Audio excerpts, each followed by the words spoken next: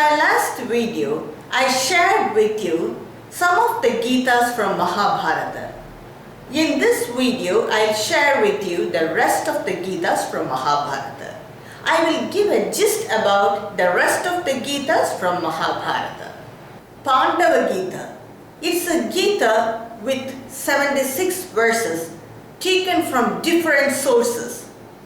This Gita explains about the Sharanagati Tattva. The Sharanagati attained by different people to Lord Krishna. The 5 Pandava brothers, Draupadi, Kunti, Bhishmacharya, Dronacharya, Narada, they all tell about their experience of Sharanagati and how Lord Krishna protected them. So this Gita is a collection of 76 verses. It is also known as Prapanna Gita. Then next is the Pinkala Gita. It comes in the Shanti Dharma Parva, Shanti Parva of Moksha Dharma Parva of Mahabharata, to a question by King Yudhishthira to Bhishmacharya. Bhishmacharya recites this Gita. It's the story of a dancing girl named Pingala, how she overcame her desires and how she attained liberation, or how she attained enlightenment. It's a part of Uddhava Gita also.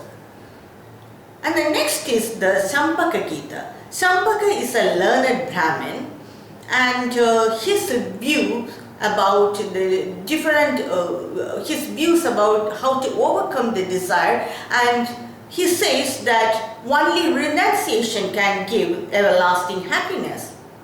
It comes in the Shanti Parva, Moksha Dharma Parva of Mahabharata. King Yudhishthira asks a question to Bhishmacharya about renunciation and everlasting happiness. For that, Bhishmacharya recites this Gita. King Yudhishthira asks, what is the reason for this misery and worry and every difficulty is happening for both, for the rich people as well as the poor? In that situation, Bhishmacharya recites this Sampaka Gita. The next is the Sanat Suchata Gita. It comes in the Uddyoga Parva of Mahabharata. When the Pandavas went for exile, King Dhritarashtra, the blind Kaurava king, he was in a dejected state of mind. So Vidura, he invites sage Sanat Suchara to console King Dhritarashtra. And sage Sanat Suchata explains Brahma Vidya to the Kaurava king. So that is the Sanat Suchata Gita. Then next is Shaunaka Gita. It comes in the Vana Parva of Mahabharata. When the Pandavas were in exile, Yudhishthira asked sage Shaunaka about the secrets of life. And the answer of sage Shaunaka about the secrets of life is Shaunaka Gita. Then next is the Shadhaja Gita. Shadhaja means it originates from 6. So the 5 Pandava brothers and Vidura, their views about Dharma, that is Shadhaja Gita. It comes in the Apad Dharma Parva of Mahabharata. The next is the Uttatya Gita. It comes in the Shanti Parva, subsection Raja Dharma Parva. It's a conversation between Uttatya, the son of Ankiras, and King Manthada to one of the questions by King Yudhishthira on Raja Dharma. Bhishmacharya recites this Gita. The next is the Vamadeva Gita. It's a conversation between sage Vamadeva and the Kosala king Vasudhana. It's about Dharma. It comes in the Raja Dharma Parva of Shanti Parva of Mahabharata. And it's about Raja Dharma, how to rule the kingdom with Dharma. To one of the questions of King Yudhishthira to Bhishmacharya, he recites this Gita. Vidura Gita. It's also known as Vidura Nidhi. It comes in the Uddyoga Parva of Mahabharata. It's the advice given by Vidura to the blind king of the Kuru Vamsha, that is King Dhritarashtra. It explains about the art of governing, the good values, dharma, the individual and the social morality, and social ethics.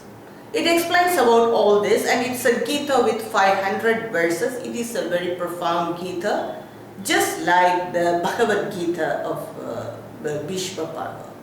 So it's a very profound Gita. It's also known as the Vidura Niti. Then next is the Vichatna Gita. To one of the questions by King Yudhishthira on non-violence, Bhishmacharya recites this Gita. Actually, it is the advice given by King Vichatna on non-violence. He says that it is important to sacrifice the animal nature in man rather than to sacrifice the real animals, the live animals in the sacrifice or in the yagna. It's a very small Gita with 11 verses. Then next is the Vritra Gita. It's the dialogue between Vritrasura and his preceptor, sage Shukracharya. It's about how to practice dharma, practice renunciation and attain liberation. It comes in the Shanti Parva of Mahabharata.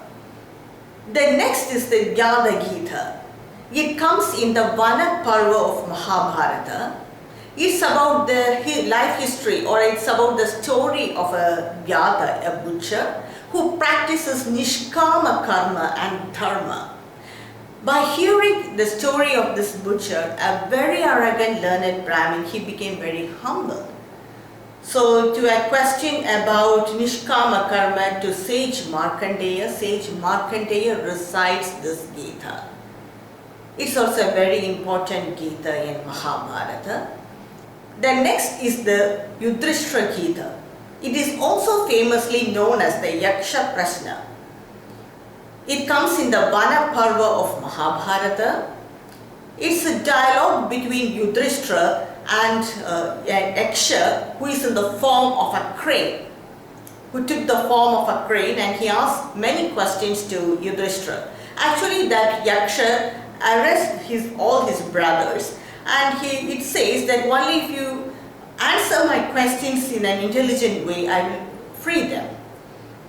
So to all the questions of that Yaksha in the form of a crane, Yudhishthira answers them very brilliantly, and he releases all his brothers. So that is the Yaksha Prasanna or Yudhishthira Gita.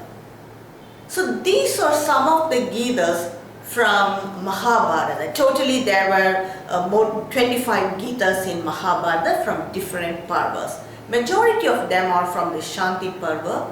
The answers given by Bhishmacharya to many questions about different aspects of life by King Yudhishthira. So in my next video, let me share with you some of the Gitas, important Gitas from Srimad Bhagavatam. For now, thank you for watching.